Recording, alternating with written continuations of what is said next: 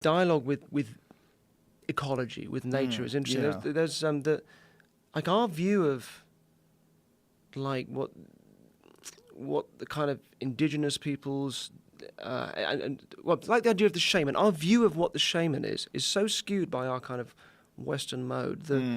What they're tapping into is not like, it isn't the supernatural. That's not sort of the that's not really the mode. What you have, and you still have it in these indigenous peoples that sort of say live like rural Asia and so on, that where these ways of living are still going on. Is what's clear is it's not the supernatural. It isn't the spirits. It's all about a really easy relationship with the natural world. So an example of this is a great book called The Spell of the Sensuous by David Abrams, who actually was a magician originally, who went out and lived amongst these people. And he talks about this, and he said there was he was staying in this compound, this shaman's compound, and the shaman's wife would bring him some fruit every morning, but she also had these little like banana leaves with rice in, and she was going off and doing something else with those. And he asked where they were going, and she said, "Oh, those are for the spirits of the house, right?"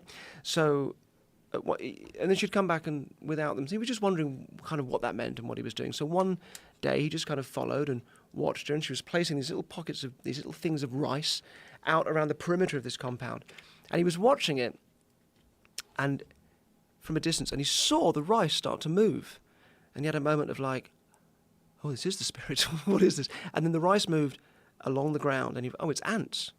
It's ants. So what she's actually doing, she's putting out rice for the ants. So then he had the thought of, oh, it isn't spirits, it's just ants.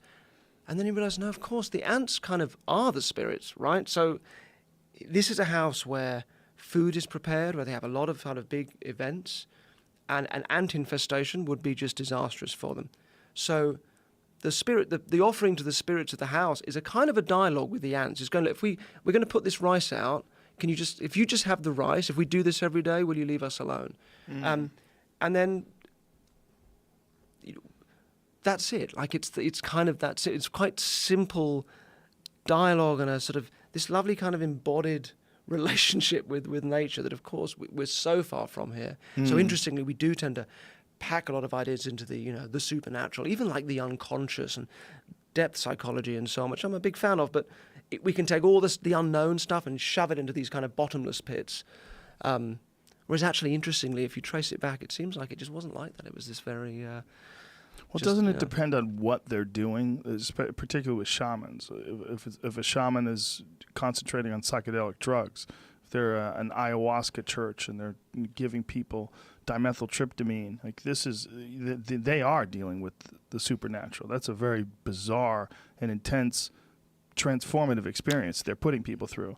Yeah. And there's different, like that term shaman, it really, it kind of was very rare to be discussed up until about maybe 20 plus years ago. Yeah. And it seems like there's been some sort of a psychedelic revolution over the last couple of decades. And it's almost become a little bit too popular here, where a bunch of people are profiting from it, or they're opportunists and they're labeling themselves as shaman. I think the term that they use in Peru, they call them plastic shaman, and they're setting up shop and putting together this ayahuasca brew and having all these Americans come in, fly in, and Europeans that are looking for some, air quote, spiritual experience.